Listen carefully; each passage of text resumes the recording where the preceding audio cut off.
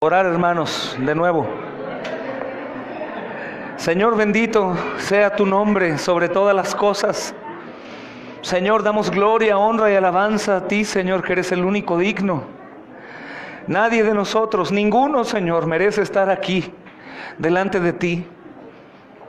Y esto, Señor, porque donde hay más de 2 o 3 reunidos, tú estás aquí. ¿Quién podría estar delante de ti, Señor, sino solo por tu precioso Hijo Jesús, quien nos ha limpiado de toda maldad, quien nos hace justos delante de tus ojos, oh Padre? ¿Quién podría recibir dirección de tu Santo Espíritu, Señor, estando inundados en maldad, Señor, en pecado? Pero a ti, amado Rey, te plació dar a tu Hijo por rescate nuestro, Señor. Imputar a Él toda nuestra injusticia y maldad y castigarlo como el peor de los pecadores, Señor, en lugar nuestro. Y a nosotros, Señor, nos has imputado su justicia y su vida perfecta, Señor. Gracias te damos, Dios amado, hoy, aún en nuestra ignorancia, aún, Señor, en el poco aprecio que tenemos de esto, Señor. Te damos gracias, Señor, porque nadie merecería estar aquí. No permitas que la familiaridad o la religiosidad, Señor, impida que nosotros, amado Señor, nos presentemos como, Señor, lo que deberíamos de hacer, Señor. Como ovejas perdidas sin pastor, que son llamadas por un perfecto pastor y puestas en un redil perfecto. Señor, cada uno de nosotros tiene diferentes necesidades de ti, Señor. Por su pecado, por el temor, por angustia, por enfermedad, Señor, por frialdad, por cualquier cosa, Señor. Pero hoy, como enfermos, venimos a ti, médico de médicos. Te pedimos por los ciegos, los que no pueden ver, Señor. Por los sordos, aquellos que aunque escuchan, no oyen. Te pedimos por aquellos que a causa del pecado, Señor, están entenebrecidos de su mente. O aquellos, Señor, aún redimidos, Señor, que fueron engañados y endurecidos en parte en su corazón. Te pedimos para que hoy traigas libertad, Señor, y nos ayudes a cada uno conforme a la necesidad de ti. Señor, derramamos nuestro corazón delante de ti, y no un corazón que esté lleno de alabanza y adoración, sino lleno de pecado y perversión. Lo damos a ti, Señor, para que sea clavado en esa cruz, amado Dios, como hace 2000 años lo fue. Y nosotros podamos caminar, Señor, con ese corazón nuevo, Señor, que tú ofreces a los tuyos, sintiendo, Señor, aborrecimiento por lo malo, sintiendo deseo de adoración continua, amor por los hermanos, Señor, amor por el cuerpo y perseverancia. Te damos a ti gracias, la honra y la gloria. Te pedimos, Señor, por los enfermos entre nosotros, físicos. Te pedimos, Señor, por aquellos que están padeciendo cosas duras en su cuerpo, Señor. Si a ti te place, bendito Dios, atender nuestra oración, pedimos, Señor, que les sanes. Sabemos que eres un Dios todopoderoso, Señor, y no hay límite para ti. Y tú eres el mismo que sanaba leprosos, libertaba endemoniados, Señor, daba vista a los ciegos y aún vida a los muertos. Señor, te pedimos que si tú quieres, lo hagas, Señor, porque tú puedes, creemos, Señor. Te pedimos, amado Señor, también por las embarazadas que están próximas a dar a luz. Te rogamos, Señor, que tú, Señor, asistas esos partos, Señor, y que aquella promesa de llevar nuestras transgresiones en la cruz del Calvario sobre nuestro precioso Salvador sea en ellas y sus dolores de parto sean disminuidos, Señor.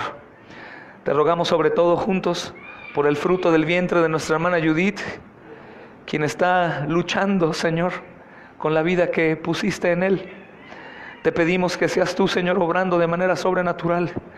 Y si a ti te place, Señor, humillar a la ciencia y a nosotros por nuestra poca fe, te vamos a adorar. Pero de cualquier manera lo haremos, Señor.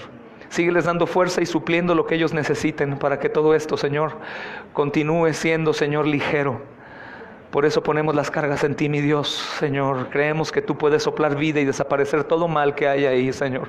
Lo creemos, Señor. Lo creemos, mi Dios, lo creemos. Creemos que tú lo puedes hacer.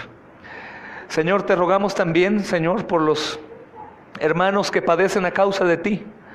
No de manera imaginaria, Señor, sino los que realmente están padeciendo a causa de la obediencia. Aquellos que han dedicado sus vidas a trabajo forzado 24/7, 365 días del año al servicio de tu nombre. Aquellos que están en lugares en donde no te aman y los aborrecen. Te pedimos juntos como congregación por ellos, Señor. Ayúdales y, Señor, cuando ellos intenten salir del camino, desviarse o tener temor, Señor, paralizarse ante la espada, Señor, dales una unción poderosa, llena de poder, Señor, para que ellos continúen aún cantando alabanzas delante de sus trasquiladores. Te rogamos por la provisión, el alimento de ellos. Te rogamos para que tengan economía abundante, para que tengan para dar, Señor. Te pedimos por sus esposas y por sus hijos, Señor, que cada uno desee ser un adorador verdadero y tomar el lugar que le corresponde. Te pedimos por nuestra familia inconversa. Aún te pedimos por los que están entre nosotros aquí que no son convertidos y que creen que son. Te rogamos por todos los que amamos, los que nuestros ojos ven, y no de manera irresponsable te pedimos por ellos, sino te pedimos que nos uses a nosotros para poder hablarles tu evangelio, Señor.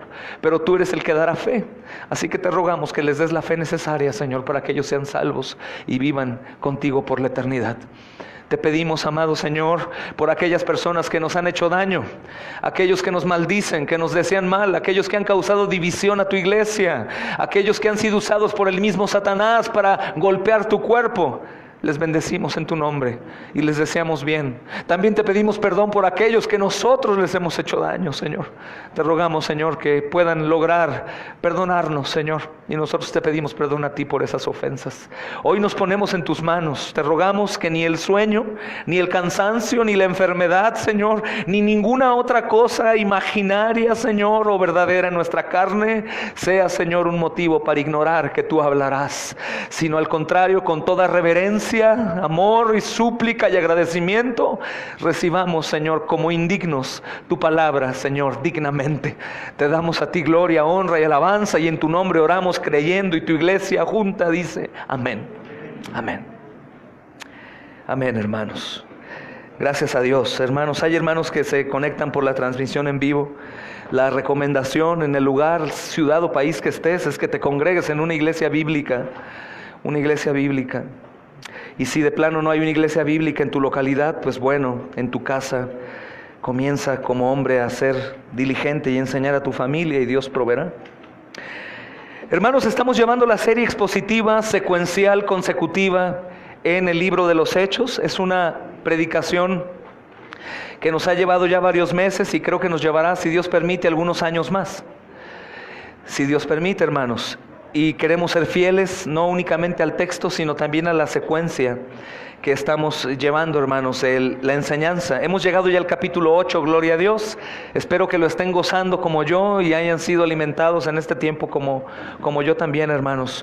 Y estamos estudiando hoy los primeros capítulos del versículo 8. Prácticamente el domingo pasado vimos únicamente del versículo 1 al 4 y para eso nos llevó más de una hora.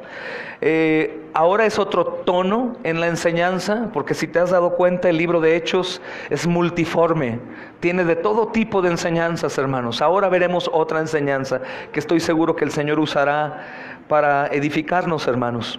Así que abran su Biblia, por favor, en el nombre de Jesús, en el libro de los Hechos.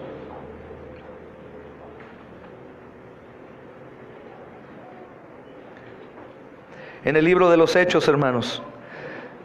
Saludamos a nuestros hermanos de Cuernavaca, de Temisco, que está la hermana ahí, a los hermanos de Argentina, Federico y el resto, y a nuestras amadas hermanas iglesias, hermanos. Capítulo 8, y vamos a leer, hermanos, a partir del versículo 4, para poder entrar en contexto, y leeremos hasta el 8 por el momento. Dice, hermanos: pero los que fueron esparcidos iban por todas partes anunciando el evangelio. Entonces Felipe, descendiendo a la ciudad de Samaria, les predicaba ¿a quién, hermanos? A Cristo. Y la gente unánime escuchaba atentamente las cosas que decía Felipe, oyendo y viendo las señales que hacía. Porque de muchos que tenían espíritus inmundos salían estos dando grandes voces, y muchos paralíticos y cojos eran sanados. Así que había gran gozo en aquella ciudad. Amén y amén. Amén y amén. Recordemos, hermanos, lo que acaba de pasar.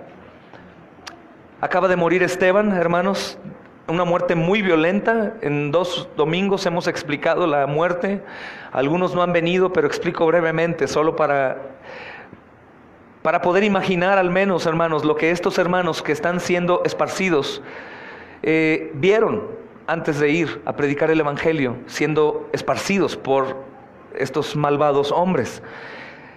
Esteban, todos sabemos que fue lapidado, pero yo pregunto, ¿sabes cómo es una muerte de lapidación en ese entonces? La lapidación era un castigo judío, hermanos. La crucifixión era un castigo romano.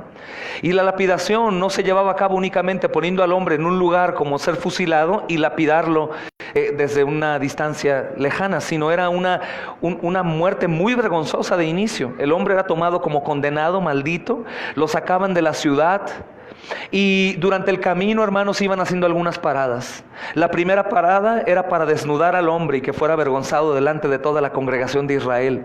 Después de que lo desnudaban, el hombre era parado en el borde del gran hoyo que ellos habían cavado, que era más o menos la altura doble de un hombre, y parado ahí en el borde, alguien lo empujaba por sorpresa por la parte de atrás, con la intención de que cayera de cabeza y muriera desnucado. Ellos en su misericordia para no matarlo a pedradas. Después de que caía, un segundo testigo bajaba y se percataba si estaba muerto o no. Si el hombre había muerto, lo dejaban en paz muerto, obviamente ahí. Pero si no había muerto, lo volteaban. Un tercer testigo bajaba con una gran roca con la intención de darle muerte, dejándola caer sobre su pecho con fuerza, sobre el corazón. Digo, ¿de qué tamaño tiene que ser una roca que pueda matar a un hombre? ¿O con qué fuerza se tiene que dar? Entonces esa roca la dejaban caer sobre el hombre boca arriba y volvían a ver si vivía. Si vivía, hermanos, salía el tercer testigo y daba la instrucción, el que estaba encargado de dar muerte, que es muy probable que fuera Saulo de Tarso, daba la instrucción de que lo apedrearan. El hombre obviamente estaba ya sumamente herido, hermanos. Caía de una altura aproximada de 3,5 metros de cabeza, o su cuerpo en la parte de arriba es la que caía al suelo. Después recibía la piedra sobre su pecho y después era muerto a pedradas. Algunos a lo mejor se imaginaban que esta muerte a piedra era de frente y podían esquivar o cubrirse, pero ellos estaban en un hueco en donde la gente lo podía ver desde arriba, y con toda la hazaña y odio dejaban caer la roca sobre de él. Y era horrendo. Obviamente hay testigos, hermanos. Los testigos son la iglesia y ellos están viendo esta muerte, y tú te preguntas, y bueno, qué traumatizante. Sí, aparte del trauma de ver cómo matan a alguien, que esto es lo mínimo porque ellos están acostumbrados como judíos a ver esta clase de muerte. Y no era normal, yo creo que sufrían, pero estaban acostumbrados. Aquí el sufrimiento es por 2 cosas importantes. Una, porque él era su hermano y era un diácono de la iglesia. Un hombre dedicado al Señor, que al momento que es ordenado por los apóstoles que imponen manos, este hombre está firmando su sentencia de muerte en la tierra. Porque en ese entonces el ser un servidor con bandera de Cristo significaba que ibas a morir. Y ahora también. Pero en ese entonces estaba más cercana a la muerte como tal.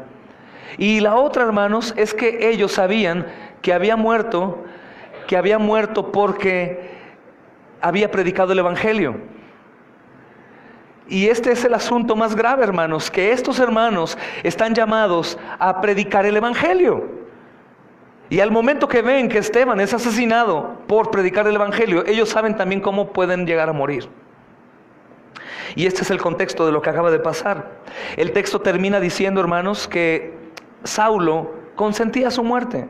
Saulo estaba ahí, y lo más probable, por otros textos que estudiamos el domingo pasado, que Saulo era el responsable de condenar a esta persona, que él fue el que dijo muere o mátenlo.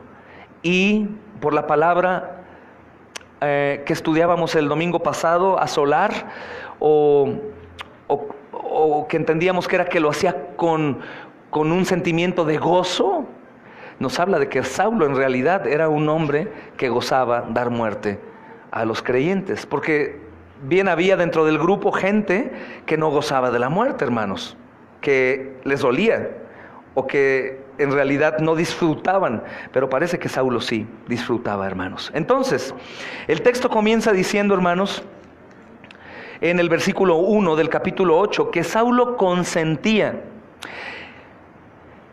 Se gozaba en eso, hermanos. Y en ese día, cuando Esteban muere, comienza una gran persecución. Es asombroso, hermanos, ver cómo Hechos capítulo 1, versículo 8, si quieren ir, lo estudiamos, pero vale la pena ir de nuevo. La orden del Señor es esta: pero recibiréis poder cuando haya venido sobre vosotros el Espíritu Santo. ¿Y qué dice a continuación? Me seréis testigos en Jerusalén, en toda Judea, en Samaria y hasta lo último de la tierra. ¿Ellos ya recibieron en el capítulo 8 el Espíritu Santo, hermanos? ¿Sí o no? ¿Sí están despiertos o no? ¿Recibieron entonces, hermanos, el Espíritu Santo? ¿Y la segunda parte la hicieron ya en el capítulo 8? ¿Fueron ya a predicar el Evangelio hasta lo último de la tierra? No, hasta el capítulo 8 ellos todavía siguen asombrados por lo que los apóstoles están haciendo y están ahí detenidos. Entonces el Señor les da una ayudadita. Les da una ayudadita para que cumplan con lo que el Señor les ordenó hacer. Hermanos, lo más asombroso de la obra cristiana es esto, que el Señor va a hacer la obra.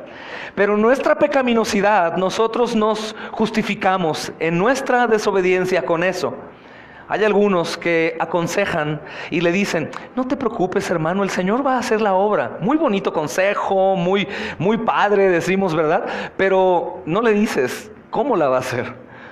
En ocasiones nosotros en nuestro corazón bonachón, nosotros damos consejería a algunas personas y le decimos, no importa, si estás inundado en pecado, eres una mujer que no respeta a su hombre, o eres un hombre que no ama a su esposa, eres un hijo irreverente, eres una persona que está sin Cristo, pero no te preocupes, Dios va a hacer la obra en ti. Ven, oremos juntos y pidamos a Diosito que nos ayude. No dices así, pero al momento de ejercer ese tipo de consejería lo estás haciendo. En realidad, hermanos, la consejería bíblica efectiva es la consejería que alerta a la persona, no que la cubre y le dice, no te preocupes, vamos juntos, Dios va a venir por ti. Porque cuando nosotros somos irresponsables a la voz de Dios, hermanos, no estamos siendo irresponsables a la mamá o al papá, no estamos siendo irresponsables al hermano, al compañero de trabajo, estamos siendo irresponsables al Dios Santísimo, hermanos, al Altísimo Dios, al Soberano, a aquel que los ángeles no pueden ver, hermanos, y se cubren sus rostros y sus pies, los gigantescos y poderosos ángeles. Entonces nosotros no podemos decir únicamente en el contexto de Dios hará la obra en ti, cuando estás saturado en pecado, sin arrepentimiento, y yo cubro tu pecado con el amor de Dios.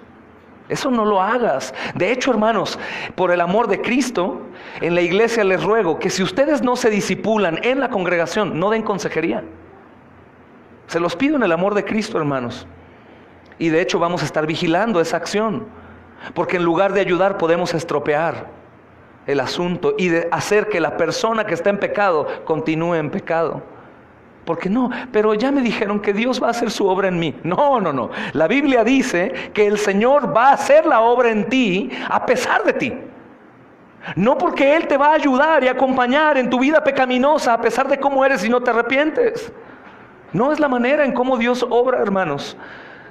En este asunto tan importante de la extensión del reino en su primera iglesia, Dios hizo la obra en ellos, pero ¿sabes cómo? Enviándoles una persecución ultra severa, que comenzó, la inauguración fue con la muerte de un diácono de la iglesia. ¿Y de qué manera murió? De seguro Dios en su misericordia durmió al diácono en su cama, después de haber tenido una cena deliciosa, y lo cubrió con su amor, y ahí dormido se lo llevó. ¿No, verdad, hermanos? Él lo entregó a muerte. El Señor lo entregó a muerte. ¿Y qué tipo de muerte? Lapidación. ¿Y qué tipo de lapidación? La que te acabo de narrar. ¿Por qué, hermanos? Porque para el Señor en realidad no es más importante, hermanos, la vida de sus santos que la vida de sus perdidos. Para el Señor es más importante los perdidos que los santos, porque los santos ya han sido apartados para Él. Y cosa que nos pasa, hermanos, no va a sobrepasar el gozo eterno que viviremos con el Señor por la eternidad. Pero los perdidos, estoy diciendo que Dios es capaz de entregar a uno de sus fieles y amados siervos para la extensión del reino, claro, por supuesto. Entonces, Como estos amados hermanos están asombrados, como muchos de nosotros estamos asombrados por lo que Dios hace a través de sus hijos, ellos se quedaron sentaditos, tranquilitos, ahí, trabajando. La mayoría de espectadores, es decir, un grupo de creyentes eran los que estaban predicando, sirviendo, acomodando, y el resto, pues ahí estaban, pero sentaditos, tranquilitos. Como decíamos el viernes, en su espíritu los acompañaban. Pero el Señor no quiere seguidores en espíritu, hermanos, desde ese punto de vista, sino el Señor quiere seguidores de verdad. Toma tu cruz y sígueme, no es toma tu cruz y sígueme, pero desde tu casa y en espíritu me sigues, sino toma tu cruz y sígueme, anda en mi camino. Y esa palabra andar que el apóstol Pablo menciona más de 50 veces, hermanos, es con referencia a estar activo en las cosas de Dios y caminar aún que se puedan presentar este tipo de problemas. Y esto es algo, hermanos, que tenemos que recordar. ¿Por qué? Porque algunos de ustedes tienen llamado para servir de la manera radical. Lo sé. Y todos tienen el llamado de servir, predicar el evangelio y perseverar con la iglesia y hacer las obras que el Señor preparó de antemano. Pero hay algunos que tienen llamado radical. Misión, predicar en la calle. Tenemos un precioso grupo de hermanos que han perseverado en el grupo de predicación. En poco tiempo, oren, en poco tiempo veremos no una sola transmisión en un hospital, sino 10 o 15 transmisiones al mismo tiempo de hermanos predicando en diferentes lugares el evangelio. El evangelio. Pero tienen que recordar, hermanos, que el llamado no es para vivir una vida mejor. Y que si el llamado es tan radical como para que despidamos a algún hermano o alguna familia joven o anciana o de edad media, hermanos, a que vaya en otro lugar, probablemente también algún día celebramos un servicio funeral en la iglesia. Y tenemos que estar todos conscientes de eso, hermanos, porque el Señor no siempre nos va a cubrir en el sentido que nosotros queremos que nos cubra. Y algunas madres de aquí, lo ruego en el nombre de Jesús, tendrán que entregar a sus hijos algún día y ellos morirán por la predicación del evangelio. Y lo pido que así sea en el nombre de Jesús. Que podamos entregar a nuestros hijos como flechas, hermanos, y aventarlos. Y que la preocupación que tenemos nosotros para que nuestros hijos sean los mejores estudiosos y renombrados en el mundo se convierta para que nuestros hijos sean mencionados en el reino de los cielos y que ellos puedan escuchar de la voz de nuestro Rey: buen siervo fiel.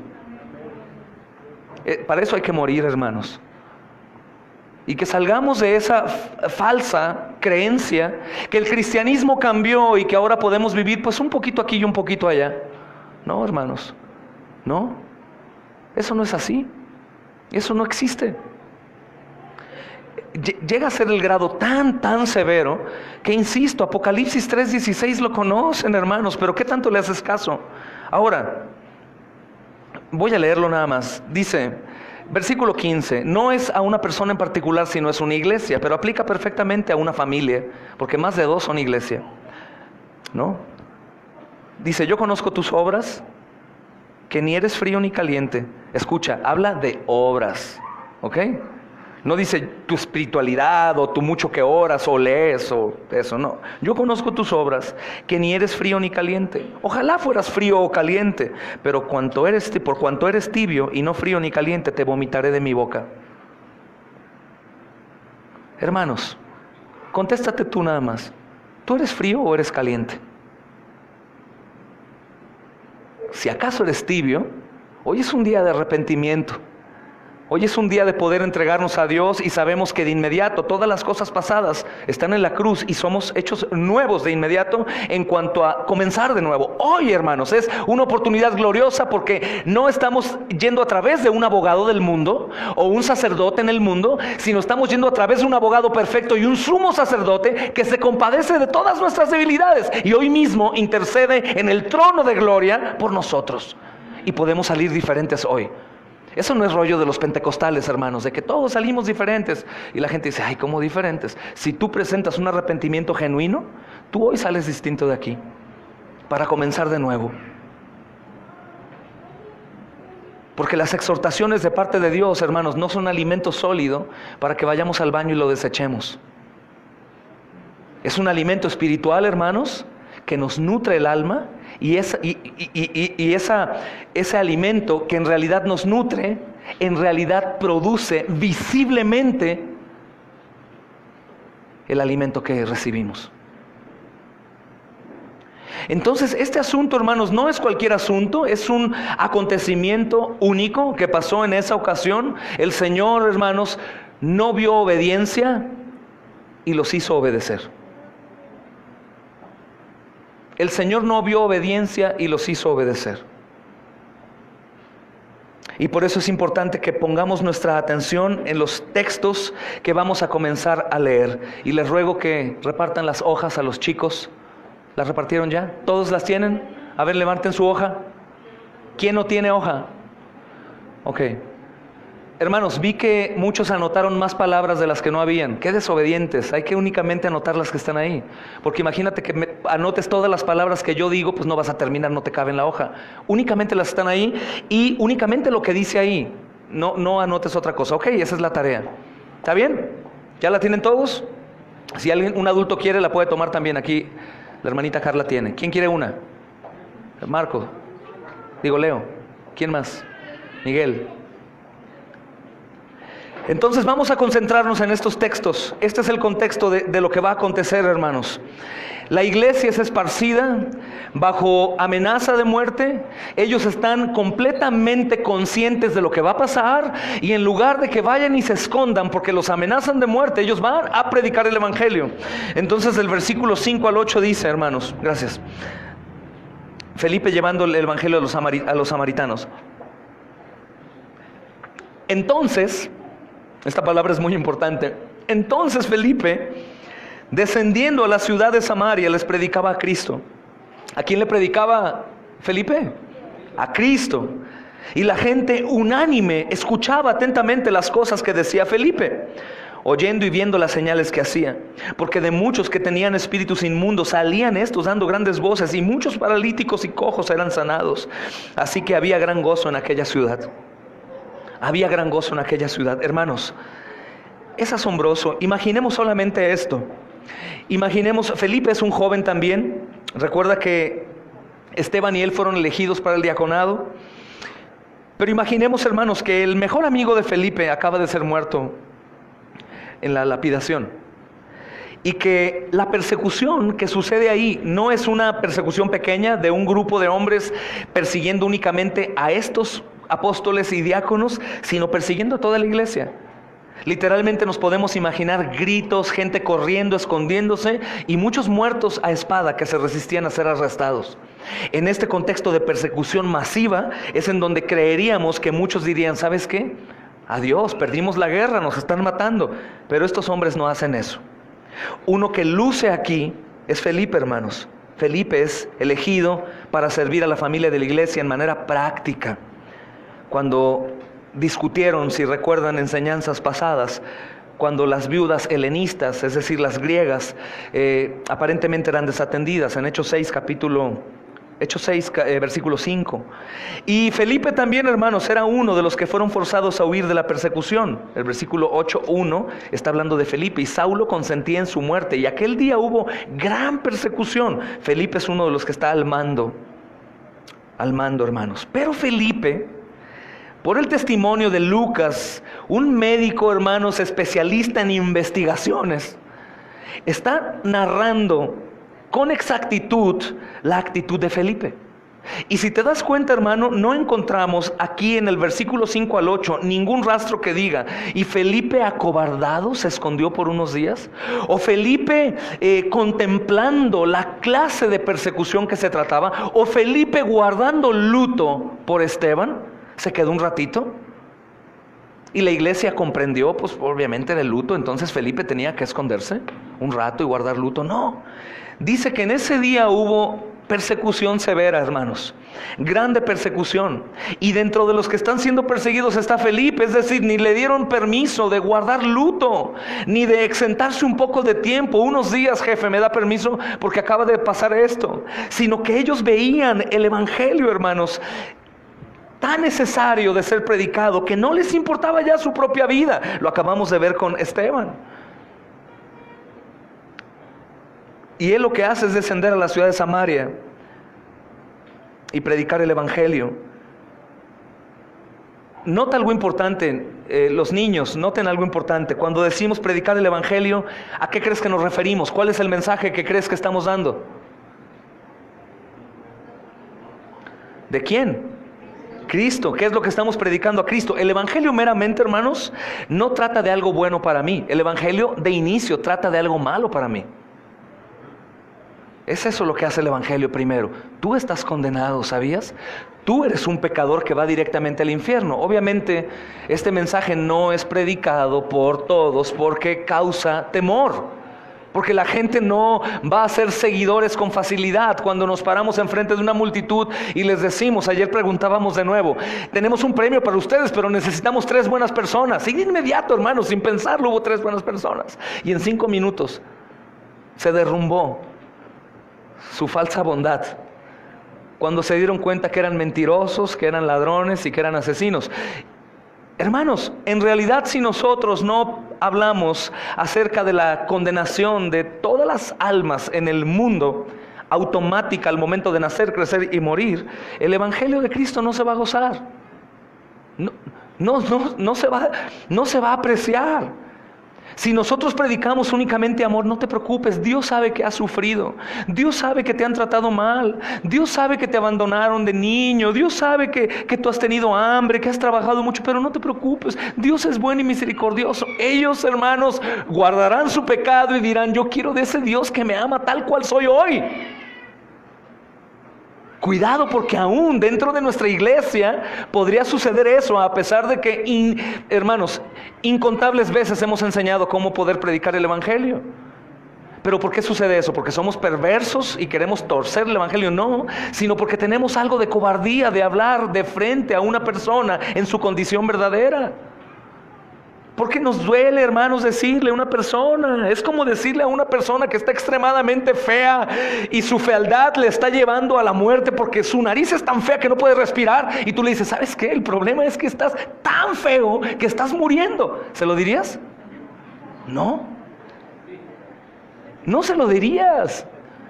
Tratarías de buscar palabras adecuadas. Oye, mira, pues hay una multitud en la creación de Dios de rostros y a ti te tocó uno muy distinto. Uno muy diferente. Diferente no quiere decir feo, pero caes en mentira y comienzas a predicar una cosa que no es verdad, hermano. Cuando nosotros, por nuestro corazón lleno de ternura, llegamos con un pecador que si muere hoy va al infierno y comenzamos a decirle, no, mira que ¿sabes qué? Dios vino en Cristo y Él te amó tanto que Él quiere darte una vida nueva, sin decirle que está condenado. Créeme que tú lo que vas a hacer es un falso convertido. Y de hecho, hermanos amados, si alguno de ustedes predica ese mensaje, aunque use la Biblia, le aseguro que los frutos de su vida también son tibios. ¿Por qué? Porque es muy probable que lo que estás predicando es lo que tú creíste. Y por eso no tienes temor, ni reverencia, ni respeto al Dios Santo. No hay obediencia en tu vida, sino todo es gracia. Y por eso predicas ese mensaje, que aparentemente te funcionó, porque moralmente hablando eres una persona bien. Pero Felipe no está predicando eso, hermano. Felipe obviamente trae un instinto de perseguido. Y el hermano joven va sintiendo que atrás vienen detrás de él. Son reconocibles, hermanos. Supongo por 2 cosas. Porque su rostro debe de brillar, no en sentido literal, pero reconocen. No sé si a alguno aquí le ha pasado que alguien sepa que es cristiano. Al momento que habló, al momento que oró, al momento que hizo alguna cosa. Puede suceder. Yo supongo que estos hermanos, con tanta unción que tienen, yo creo que los reconocían. Su manera de hablar, de llegar, no tenían otro tema más que Cristo. El hermano va predicando bajo amenazas de muerte, y este hombre está cumpliendo con su ministerio, pero también está cumpliendo a la comisión que Cristo les dio, que no habían obedecido a la fuerza, hermanos. Les predicaba Cristo. Hermanos, después de que los judíos habían rechazado el Evangelio por segunda vez, otra vez, vemos a Dios que está extendiendo la oferta de salvación en Cristo Jesús a otras personas. ¿Y sabes con quién dice la Biblia que está empezando? Con los samaritanos. Ahora, ¿qué tiene? ¿Qué tiene que ser con los samaritanos? Pues Dios quiere salvar a todos. Escucha. La ciudad de Samaria, hermanos, si la vemos 600 años antes de estos acontecimientos, los asirios conquistan esta área del norte de Israel. Y ellos, en guerra, deportan a todos los judíos ricos y personas de clase media de ese lugar. Y después importan a esa población, un grupo de personas paganas desde lejos. Estos paganos, hermanos, se casaron con los de clase más baja de los judíos que habían quedado en ese lugar, escondidos o de pordioseros o no sé qué más.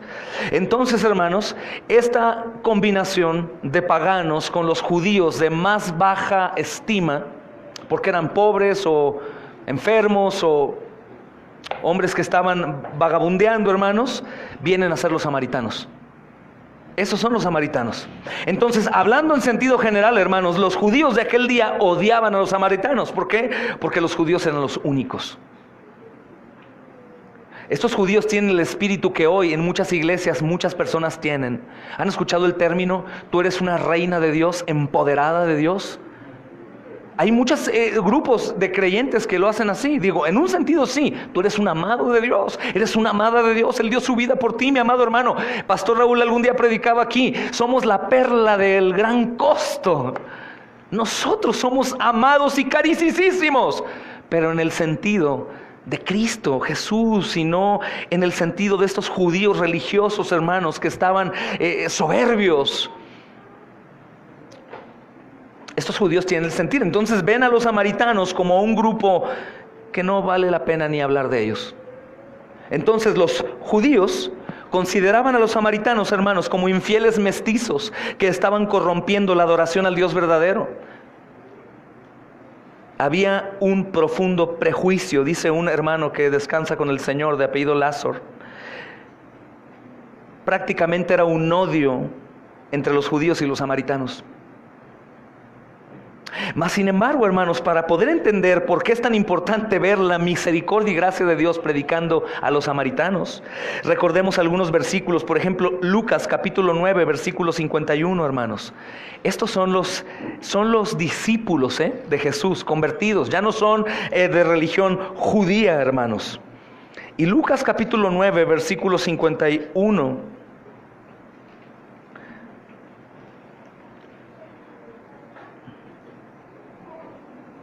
Al 56,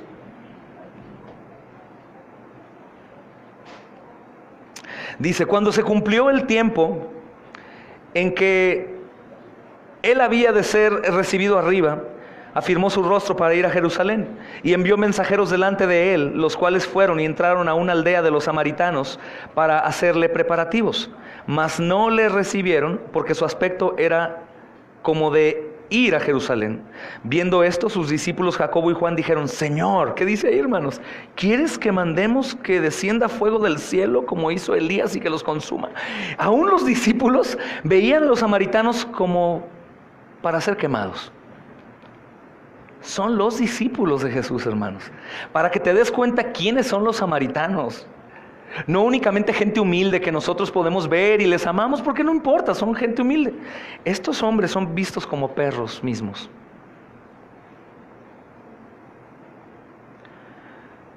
Hermanos, podemos ver la experiencia que el Señor Jesús tuvo con la mujer samaritana en el pozo, en Juan capítulo 4.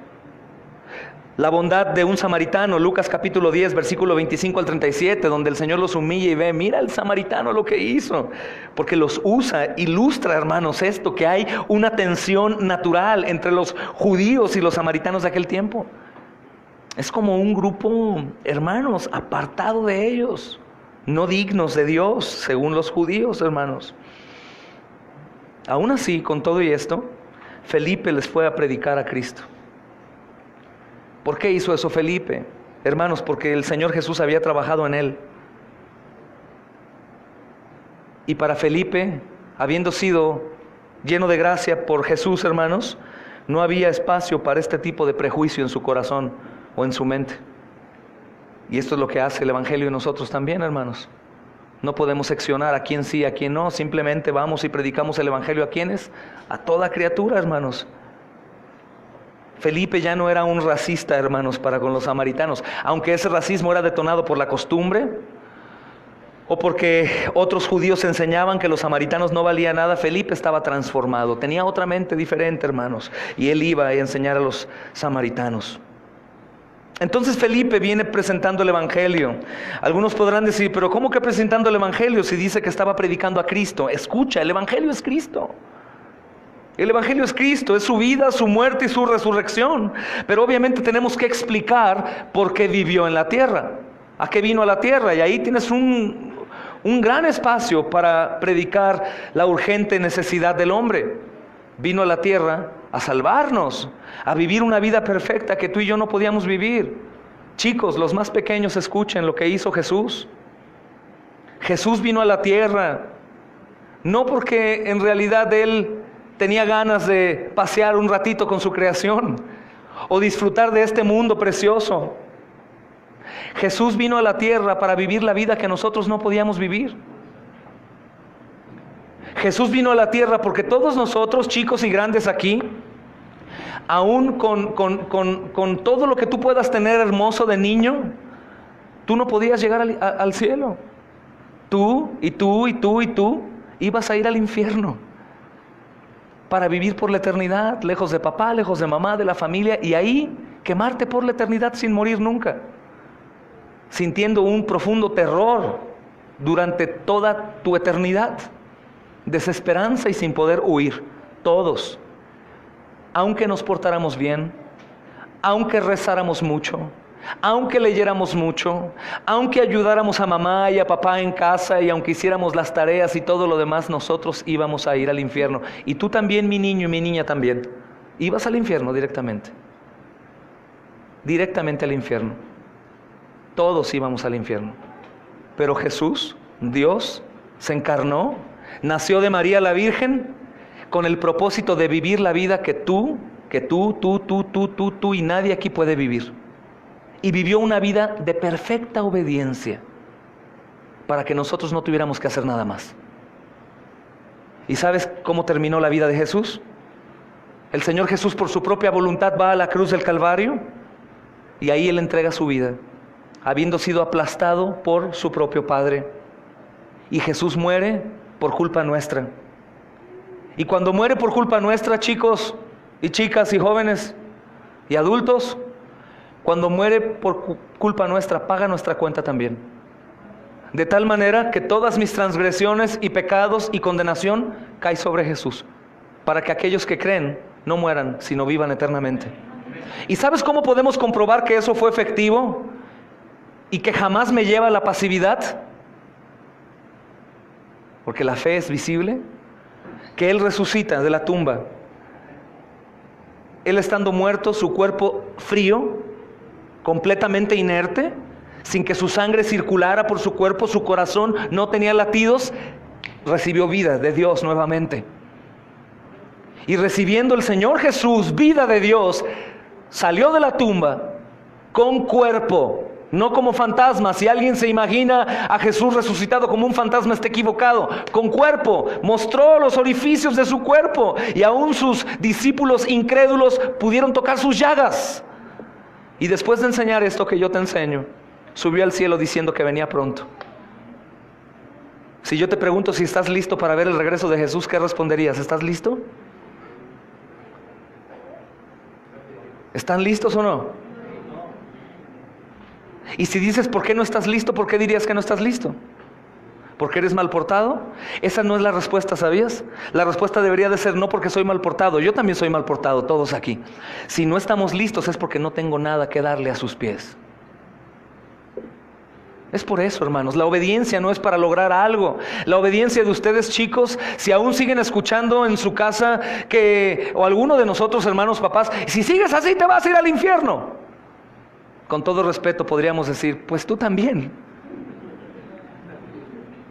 Porque no es por obras, mis hermanos amados, sino lo que tenemos que decir, aún así como tú eres, Cristo Jesús te está ofreciendo perdón y salvación y vida eterna. ¿Pero por qué siendo malo, papi? ¿Por qué Cristo pagó por tu maldad? Aún siendo malo, Cristo pagó por ti. Y en ese sentir, hermanos, de dolor, porque un inocente muere por mí, obviamente hay fruto de arrepentimiento. Y el arrepentimiento no será, mis niños, porque me perdonas, papi, porque me castigaste, porque fui malo, sino será, Señor, me puedes perdonar porque fuiste clavado en la cruz del Calvario por mi culpa.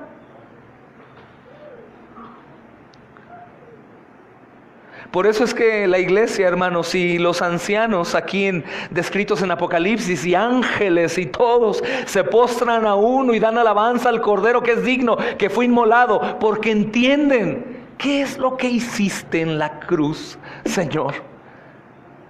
¿Qué es lo que hiciste en la cruz? Por eso Felipe va predicando a Cristo, por eso Felipe está predicando el Evangelio, y el Evangelio es Cristo. La buena noticia para nosotros es Jesús. Y si nos preguntamos por qué queremos ir al cielo, ¿sabes por qué es, mi niño? Por Jesús. Si te preguntas qué es lo mejor que vamos a tener en el cielo, en el reino eterno, a Jesús. Y si te preguntas si vamos a conocer a Cristo, sí, en la faz de Jesús. Vamos a poder movilizarnos, sí, para arrodillarnos y alabar a Jesús. Toda la eternidad Jesús será más que suficiente, hermanos. Solo Jesús. Por eso Felipe lo que está anunciando es esto. ¿Y por qué con tanto denuedo y valentía? Porque Jesús es más importante que la propia vida de Jesús, de Felipe. Y Jesús tiene que ser más importante que tu propia vida, mi niño, mi niña, hermano, hermana. De tal manera que cuando comprendamos el Evangelio en espíritu y en verdad, no solamente amemos de boca, sino en verdad, con toda nuestra mente, nuestro cuerpo, hermanos, con todo. Porque ¿quién no amaría a un rey poderosísimo, hermanos, en todo el mundo? Que tú eres no eres ni un súbdito, tú estás fuera del reino, pudriéndote y muerto de hambre, ahí afuera entre los perros y los animales y la lepra y las ratas. Pero ese rey, hermanos, se quita todo su traje de rey, todos se postran ahí en su reino, pero él les dice, vengo después. Y sale de su reino sin espada, sin lanza, sin ejército, sin caballos, y sale con toda la gente que está en pudredumbre, leprosos y muertos y todo lo demás. Y él se pone a convivir con ellos. Y después aquello que les causaba todo el daño y la enfermedad, él lo recibe, lo adopta y pelea contra el enemigo de todos aquellos que estaban fuera del reino. Estos de fuera del reino no lo amaban a él.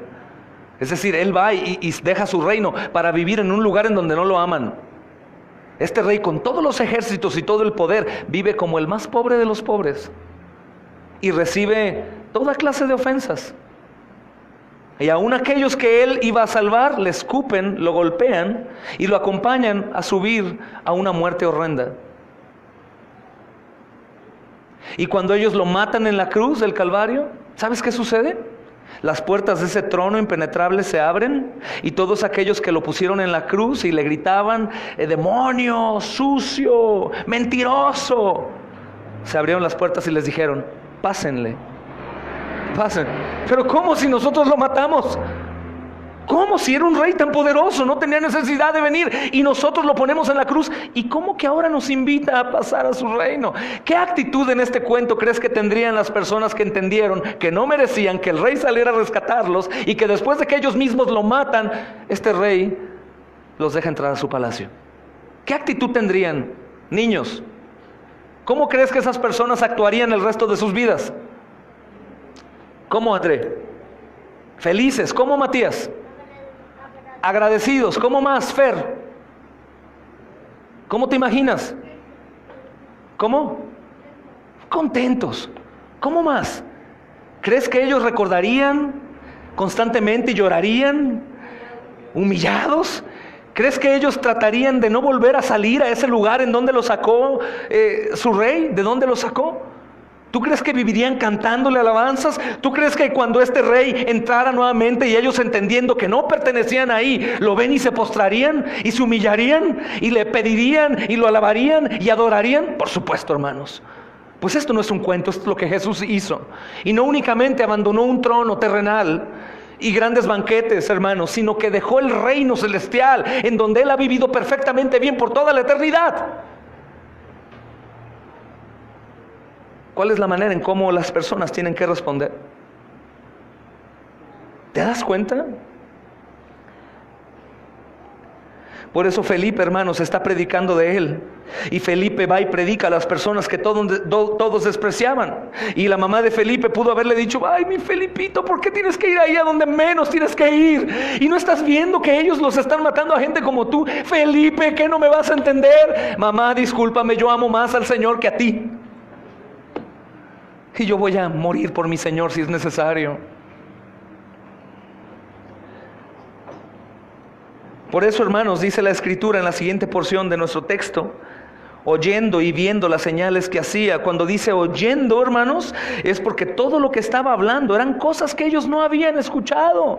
Son samaritanos, hombres que están allá, hermanos, aislados. Y de pronto Felipe llega a decirles: ¿recuerdan del Mesías que los judíos hablaban? ¿Recuerdan del que iba a restaurar todas las cosas? ¿Recuerdan de aquel que los profetas decían y anunciaban que vendría? ¿Qué creen? Ya vino. ¿Y saben qué? Su reino está abriendo las puertas también a samaritanos. ¡Vayan!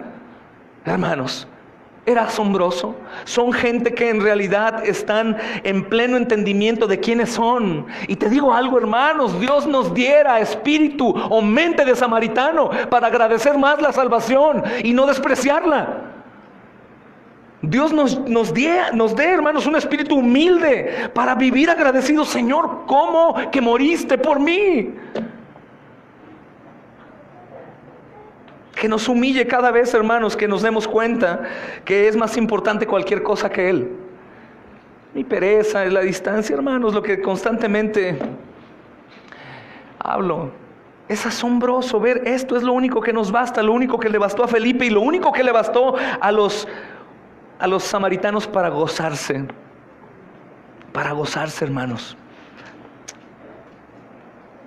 Mira lo que dice. Entonces Felipe desciende y dice: y la gente, versículo 6 del capítulo 8, unánime, escuchaba atentamente. ¿Cómo no? Imagínense, hermanos, saber aquí todos, chicos, niños, adultos, escuchen, saber que estábamos al borde del infierno, que la muerte llega de pronto. Nosotros conocemos niños, hermanos, que mueren al día siguiente, que nacen, adolescentes que están sanos y de pronto, ¡pum!, un tumor y mueren. Gente adulta que los vimos ayer bien y hoy murieron. La muerte está así. Y el pecado y Satanás está tratando de que tú digas: pues ya cuando muera, o cuando voy a cambiar mi vida, ya cuando sea adulto y deje de trabajar, o cuando me jubile, ahora sí voy a servir a Dios. Mis amados, si hoy no sirven en la bonanza que tienen, menos cuando no la tengan. Busca al Señor en los días de juventud, ahora que los días son buenos, hermanos, que tenemos todo para hacer, para servir, para entregarnos y sufrir por Él, porque cuando el tiempo malo llegue, no lo harás. Estos hombres han entendido cómo es posible que el rey de los judíos, el Mesías prometido, el que debería patearnos y hacernos un lado porque los suyos lo hacían, nos está diciendo que podemos habitar en el mismo lugar en donde ellos habitarán.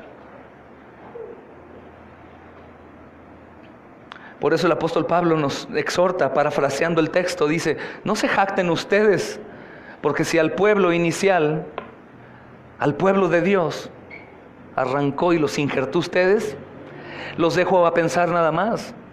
Hermanos, nosotros no somos los samaritanos. Ellos estaban cerca de donde el Señor Jesucristo empezó su ministerio. Nosotros estamos, imposible llegar caminando. Hermanos, es gloriosa la salvación que el Señor Jesucristo nos ha ofrecido. Y en realidad es para tomarlo no como los samaritanos, hermanos, sino como viles locos. Y por esa fe, hermanos, y ese gozo de saber que tenían redención, veían que espíritus salían y cuántas cosas estaban pasando, hermanos.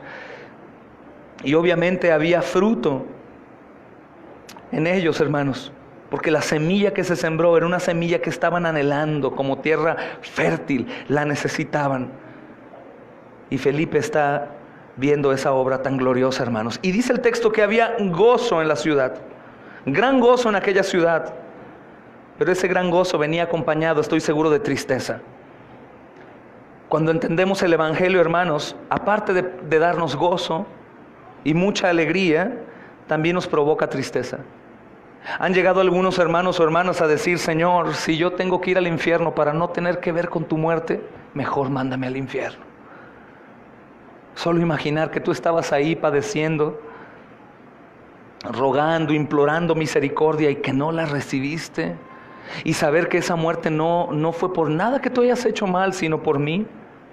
A pesar de que ayer te negué, hoy pequé y toda mi vida he pasado buscando un Dios que me supla mis necesidades terrenales, pero no mi necesidad espiritual, el alimento de mi alma.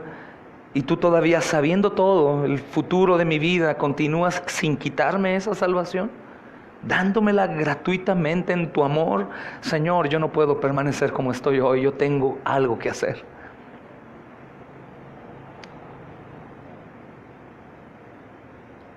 Miren, hermanos, esto. ¿Qué harías por tu hijo? ¿Qué harías por tu hija? ¿Cuántos de aquí trabajan por sus hijos, hermanos?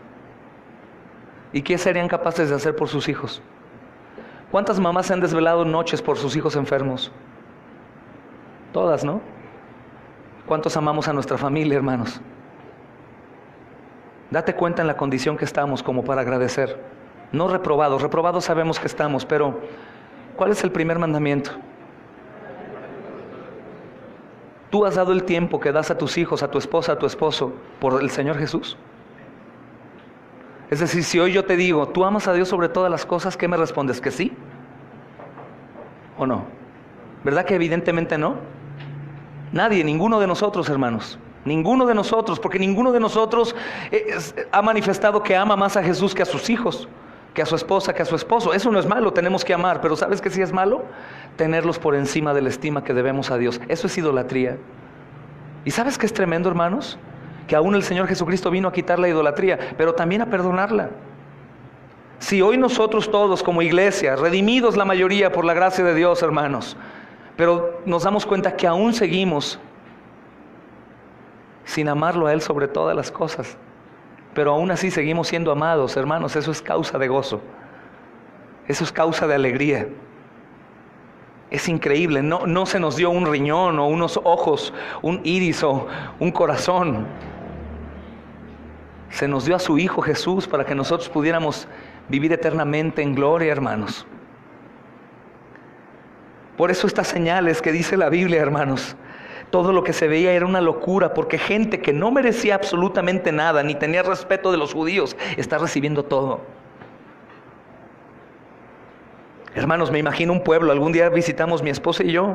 Cada diciembre vamos a lugares así. Y fuimos un día a un lugar que traemos una bolsa de juguetes en una camioneta. Y los niños salieron de casas de cartón, corriendo ahí. Y nosotros comenzamos me subí a la camioneta y saqué la bolsa. Y en cuanto saqué un juguete, toda la comunidad, hermanos, intentó voltear la camioneta para tomar la bolsa. Empezaron y estábamos como navegando. Mati y Andy estaban abrazados con terror adentro de la cabina de la camioneta. Y mi esposa le dije, bájate, se bajó, métete.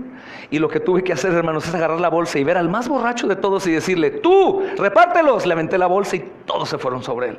Con un gozo sin importar nada. Hermanos, estamos peor que ellos nosotros. Nosotros no deberíamos de agradecer la muñeca o la pelota. Deberíamos de vivir agradeciendo todo el tiempo que el Hijo Santísimo de Dios murió en la cruz por nosotros, hermanos. Y no puede haber indiferencia a eso, porque nosotros no íbamos a morir únicamente de hambre, hermanos, o teníamos una enfermedad que nos haría padecer aquí. Por la eternidad viviríamos en el infierno. Y Él dio a su Hijo y Él mismo lo aplastó en la cruz por amor a nosotros. ¿Cómo poder cambiarlo, hermanos, por alguien más? Y por eso el gozo era visible. Estos hombres ya no les importaba nada, creyeron, escucharon y dijeron, ya vivo para el Señor. Si vivían para el Señor, vivían, y si morían, ¿para quién morían? Y no nada más con ligereza, hermanos. Traten de contemplar esto, el gozo de los samaritanos no se debería de comparar al gozo nuestro. Hermanos, ¿cuántas porciones de la Escritura y promesas usamos para dar consejería o ayudarnos en nuestras ligeras tribulaciones? No, mira lo que dice aquí el Señor, que Él ama y que hace. Hermano, esto está escrito para aquellos que en realidad estaban padeciendo por Cristo. Esto en realidad tiene peso. tiene peso, es verdad, no es mentira. El santo y perfecto Hijo de Dios murió en la cruz y resucitó, hermanos. El simple hecho de pensar solo en un nacimiento virginal, en un embarazo, en una virgen, hermanos, era para vivir como locos. Después ver que Él muere en la cruz por su propia voluntad, entregándose Él, y ahí padece y después resucita. Hermanos, en realidad entiendo de pronto a los pentecostales en esa área. ¿Qué cosa? Ni brincan ni bailan y están felices. Claro que su teología está errada, pero creo que esa parte al menos la comprenden. Señor, de la misma manera eso nos ayuda bastante, hermanos, en nuestras tribulaciones o en nuestros padecimientos, enfermedades, saber que si el Señor nos dio a su Hijo, ¿qué otra cosa no? Podemos postrarnos confiadamente en mi Señor. Estoy aterrorizado de lo que ha de pasar, pero estoy de tu mano y estoy seguro. Señor, tengo temor de cómo las cosas están presentándose, pero sé que tú estás conmigo. Señor, si tú me diste a tu Hijo Jesús, ni modo que ahora me dejes. Si estamos batallando con algún pecado, hermanos, que no podemos dejar, ¿quién mejor tú para saber que lo tienes? Poder decir: Señor, yo creo que tú llevaste este pecado en la cruz del Calvario. Te lo doy. Quiero vivir para ti, no para los demás. Imagínense qué delicia es quitar la mochila de la hipocresía, hermanos, que nos ponemos en la iglesia y todos: ay, aleluya, gloria a Dios, amén. Hermano, paz de Cristo Jesús. Y venir aquí realmente viéndonos a los ojos, llenos de obras gloriosas para el Señor, con gozo, con anhelo, con intercesiones, limpios, íntegros, en casa, en el trabajo y aquí, confesando a Cristo en todo el tiempo. ¿Por qué no? ¿Que no es digno el Cordero, hermanos? ¿Es digno el Cordero o no es digno el Cordero? Más allá de ver el desorden, hermanos, que muchos se imaginan y que hoy en día siguen practicando, yo pienso que era un lamento lleno de gozo y cosas sucedían porque había libertad.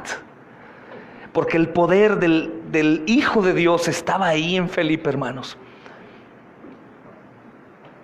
En porciones distorsionadas lo vemos hoy en día en algunas ocasiones en el evangelismo. O aquí cuando alabamos a Dios, o cuando escuchamos su palabra, algunos son transformados, pero en este entonces había pureza, no había contaminación y en realidad estaban predicando lo que creían. Lo que creían. Dice Charles Spurgeon, hermanos: amigos queridos, me deleito en predicarles todas las doctrinas que encuentro en la palabra de Dios, pero deseo siempre predicar la persona de Cristo sobre la doctrina. La doctrina es solamente la silla en que Cristo se sienta como un profeta para instruirnos, pero prefiero predicar a Cristo.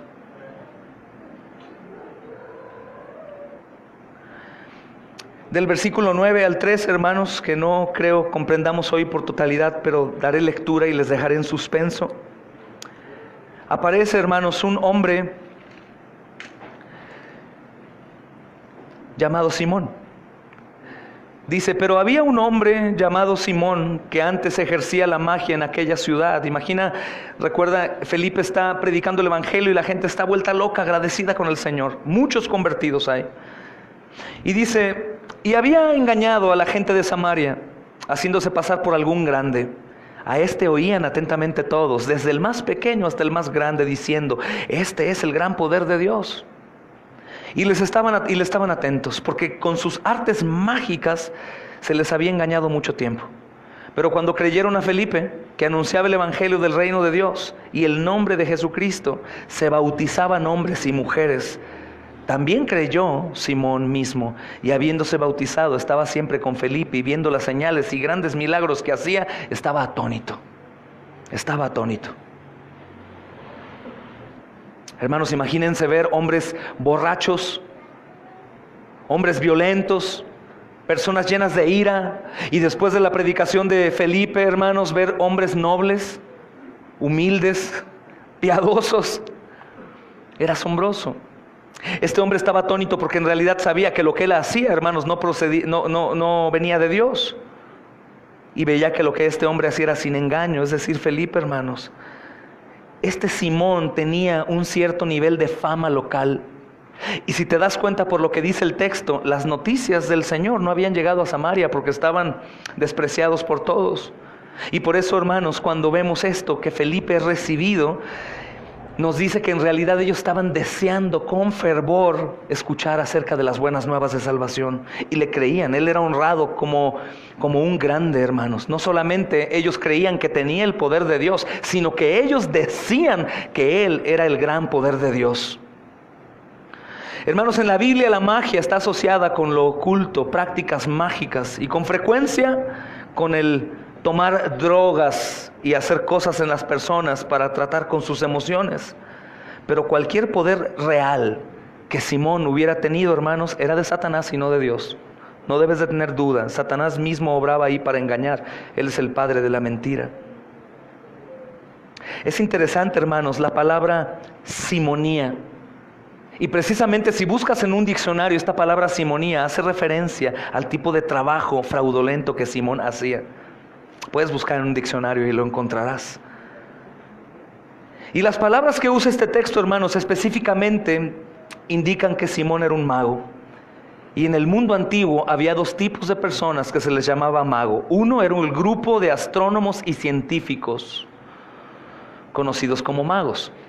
Por eso algunos llaman a los sabios o a los reyes magos, magos precisamente con el entendimiento de que eran astrónomos y científicos, no que eran brujos. Pero había otro grupo que eran brujos y hechiceros locales y también tomaban ese título de magos, hermanos, y lo usaban por la ignorancia y la superstición de la gente común.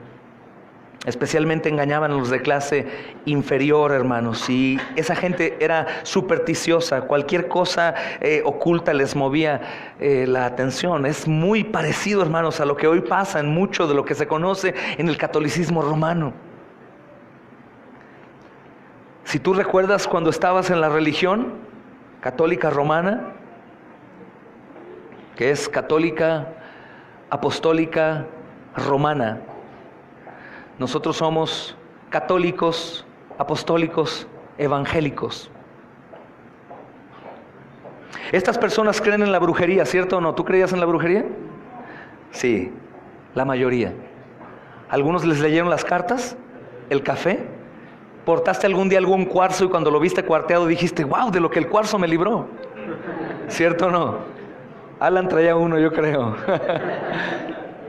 Pero todo eso, hermanos, es algo que nosotros perseguíamos por la ignorancia que había en nosotros. Y todo aquello que nos pudiera dar paz, leer las cartas. ¿Cuántos no se asustaron cuando algún húngaro que se dedica a eso, que les dices gitanos, pero son húngaros los que están aquí, te leyeron la mano y te dijeron cosas que eran ciertas y te asustaste y creíste? Aprovechan, hermanos, usando ese tipo de estrategias. A veces dicen cosas que obviamente van a pasar. Tú vas a morir algún día de viejo por una enfermedad. Que me voy a morir de viejo por una enfermedad. Pues hermano, es lo más lógico que sucede. Pero a veces también el diablo revela cosas. No es el tema, pero hay una porción en la escritura en donde una bruja supuestamente llama a un santo de Dios. Y Saúl cree que es una aparición santa, pero no, hermanos. Literalmente un demonio. Porque si no, estaría contradiciendo el resto de la escritura.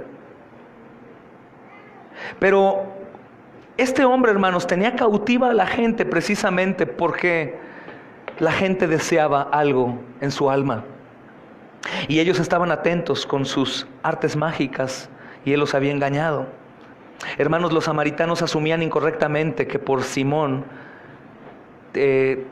venía el verdadero poder espiritual y que esto era de Dios. Es por eso que la gente hoy en día que cree en estas cosas, creen que es de Dios. ¿Has visto algunas yerberías o algún, homeopatías y cosas en las iglesias católicas romanas? ¿Has visto algún letrero de psicología en las iglesias católicas romanas? Por supuesto, porque ellos tienen en su mente ese tipo de alternativas que no siempre son malas, hermanos, aunque el trasfondo de la homeopatía, si ustedes estudian, van a encontrar algo como abracadabra y una patita de rana con un pelo de murciélago y la luz de la luna y esas cosas aparecen ahí. Pueden buscar, hermanos, aparece ahí, ¿no? Mas la intención de ese hombre en realidad era enriquecerse y engañar, hermanos. Y los buenos samaritanos estaban ahí corriendo incorrectamente, pensaban que ellos en su espíritu estaban bien. Pero cuando creyeron a Felipe, dice el texto, que anunciaba el evangelio del reino de Dios y en el nombre de Jesucristo, hermanos, los que estaban engañados por Simón y sus artes mágicas creyeron al evangelio, no porque Felipe era más elocuente que Simón, sino porque las palabras de Felipe contenían la misma vida eterna en Cristo Jesús. Son las palabras que Jesús usó con Lázaro muerto. Alguien se ha preguntado, lo he dicho antes, ¿cómo es que un muerto escuchó? Niños, ¿ustedes saben cómo es que un muerto escuchó a Jesús? ¿Alguien sabe? ¿Y qué? ¿Cómo, nena? Con el poder de su palabra, gloria a Dios. Porque la palabra de Dios, hermanos, tiene algo que no puedes ver, que tiene palabra, que tiene poder. Entonces cuando Lázaro estaba muerto, no es que el buen Lázaro, oye, ese Lázaro, qué buen oído tenía, está muerto. No, hermanos, lo que sucede es que Lázaro estaba bien muerto, pero el Señor Jesucristo y su palabra tienen vida. Y cuando le dijo, levántate, el muerto cobró vida, porque por el poder de su palabra el Señor ha hecho todas las cosas y las sostiene, por su palabra. Hermanos, yo me doy por servido cuando te veo sentado aquí en el culto, los discipulados y todo. ¿Por qué? Aunque te duermas, y aunque te voltees, y aunque te distraigas, y aunque cualquier cosa que hagas, yo me doy con tenerte aquí porque sé que el poder de la palabra aún dormido le provocará algo. Aún al distraído, aún al que no entienda. Por eso en nuestra iglesia tenemos aquí a los bebés y a los niños, porque yo creo fervientemente que el poder de la palabra aún será revelado a los pequeños, hermanos. Y es lo que sucedió. Felipe no era un mejor charlista, hermanos, que Simón. Pero Felipe traía, a lo mejor en su juventud, en su falta de práctica, en su falta de sabiduría, tenía el nombre de Cristo. Y eso era suficiente, hermanos. Él trajo el mensaje del evangelio. ¿Y sabes qué pasó? Ellos creyeron. Y aún podríamos decir, pero los samaritanos qué tremendos, pudieron creer. No, dice la Biblia que la fe es un don de Dios, hermanos. Y dice la Biblia que la fe viene por el oír, y el oír por la palabra de Dios. Así que solo ven y siéntate aquí, por favor, te lo ruego. Y el Señor hará el resto. Williams, un comentarista, hermanos, dijo, los que creían proclamaban su fe cuando fueron bautizados. No hay ninguna señal de deficiencia en su fe. ¿Por qué? Porque los que creían manifestaron un gozo indescriptible. Hermano, nuevamente te digo, porque creo que es difícil de entenderlo. Imagínate que tú tienes una condena, cadena perpetua.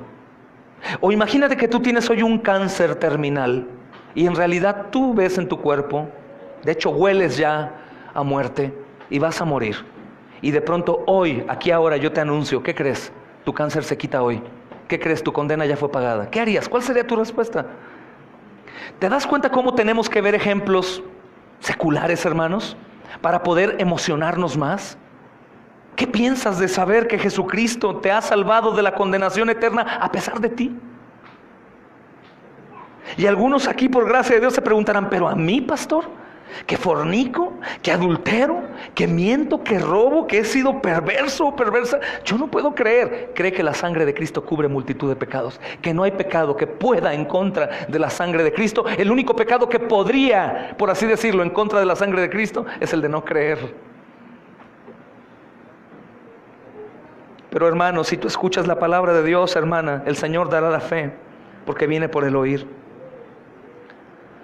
Algo importante que dejaré ya pendiente, hermanos, para los siguientes versículos, es que el texto dice que Simón, viendo las señales y grandes milagros que hacían, estaba atónito. Hermanos, Simón fue convencido por los milagros de Felipe hasta el punto que declaró creer en Jesús y fue bautizado. Les dejo una pregunta que les reta. ¿Simón era un creyente verdadero? Fue bautizado, hermanos. ¿Acaso el bautismo me asegura que el creyente es verdadero? ¿Acaso aquellos que son bautizados entonces jamás se apartan? O cuando se apartan vienen con los pastores y dicen, pastor, tú lo bautizaste. Eso pasa.